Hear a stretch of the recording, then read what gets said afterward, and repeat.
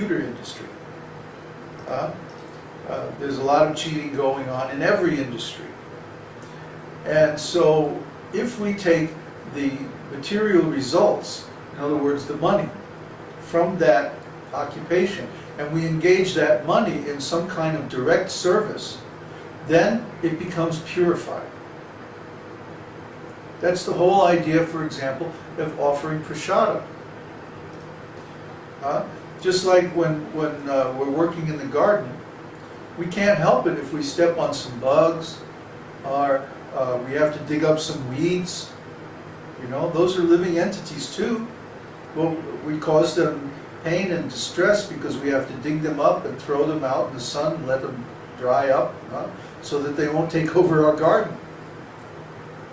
Otherwise we wouldn't have any produce from our garden. So we have to understand that it's unavoidable to cause pain to other living entities. It's unavoidable to generate karma by one's livelihood. But we can purify that karma by offering the results to the Lord.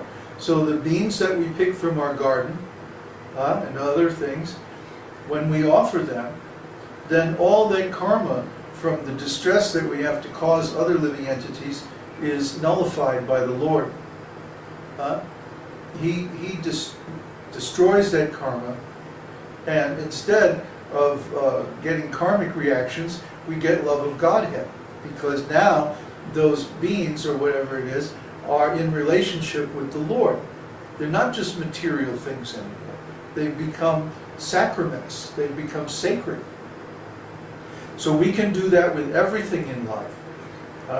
For example, when I was working in the computer field and I was making money, then I was using that money to preach on the internet, to travel to India, to go to different festivals and stuff like that. I used that money in the service of the Lord. And if I had been able to find a spiritual organization that wasn't corrupt, I certainly would have given donations to that organization.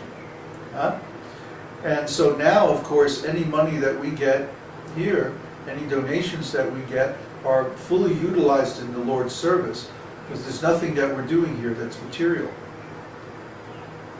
That you have to learn that art of karma yoga. That's the solution to your question. Uddhava has a question. Does Sankhya Yoga belong to the mode of passion? Why would you say, which Sankhya Yoga, and why would you say that?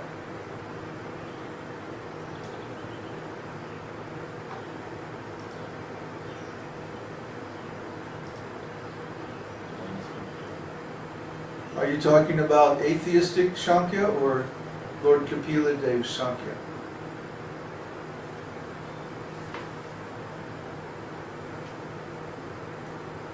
Yes.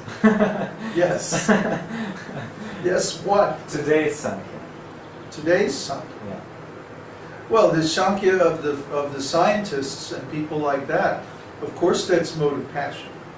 Because they're using discrimination to separate the different material elements and stuff like that. But the ultimate goal is material enjoyment. They don't care about analyzing the cause of the universe to come to the absolute truth. They just want to know how they can determine the different material elements and so forth, so that they can use it for some material process. So even if they come to the proper conclusions, their motivation is wrong. Their intention is material. So that's not going to get them anywhere worth going. That's just going to result in more bondage in the material world. Okay, Andres has a question. What's that? So there are many devotees that are being cheated at this time by the not realized gurus. But is in it that what they want? Is that what they want, I suppose, to give me? Well, it's what they want in the sense that they don't have the courage to go out and separate themselves from that situation. You see?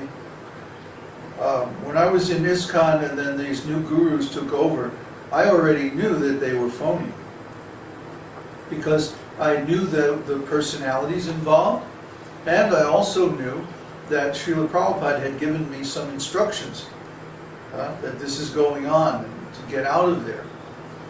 So I separated myself from ISKCON and became independent very early, like 1979.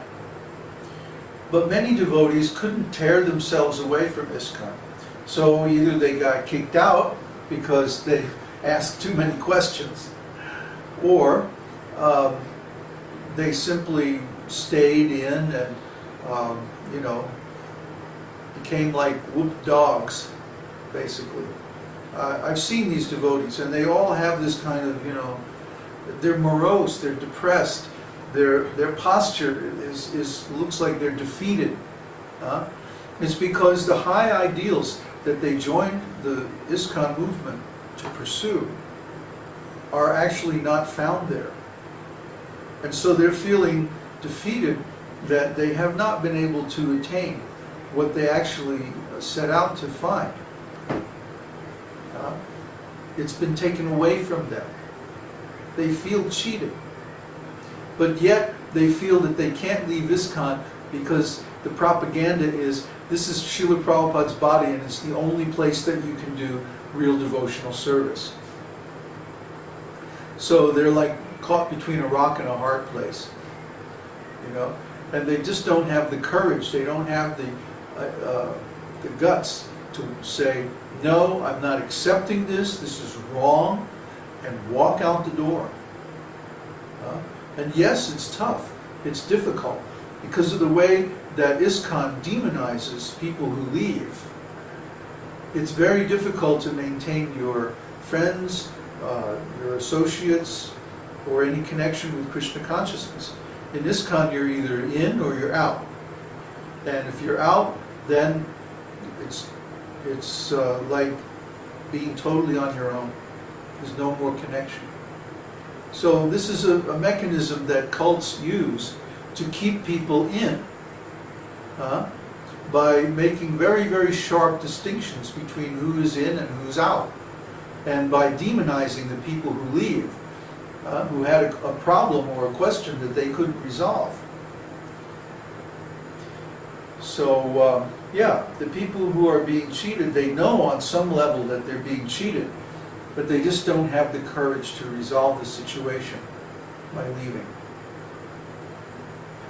Okay, Peter asks, could you give an example of Prabhupada being really heavy on someone? Why? I don't know, because It's Peter. that's incorrect. Connor says, that's Peter.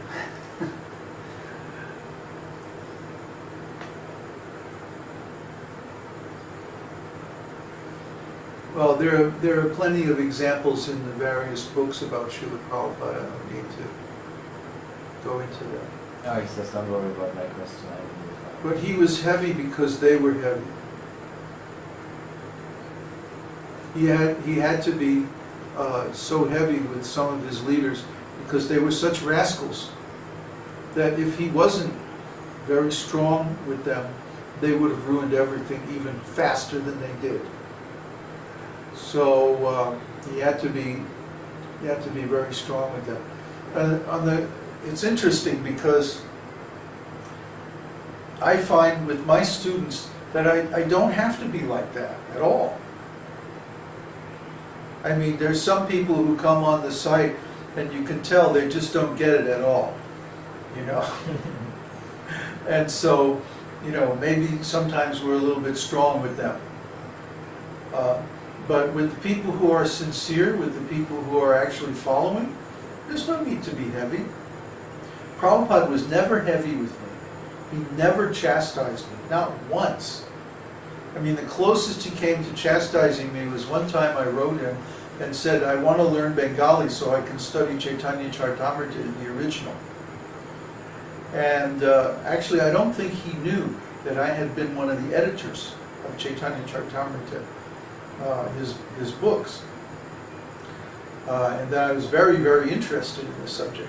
But anyway, he wrote back saying that it's not necessary to learn Bengali. We don't encourage people to learn new skills. Just take whatever skills you've got and engage them in Krishna's service. And then he observed that I had written some very nice essays and that I should write. He said, just explain. He said, read our books and explain everything in your own words, and that way you'll become a very successful preacher. So he started out a little bit chastising, you don't need to learn Bengali. But then he became very encouraging and said, you just write. And that's what I've been doing. Because of that instruction, later on I became a writer. And actually became a professional writer for more than 20 years. Earned my living that way. That was all due to Prabhupada's mercy.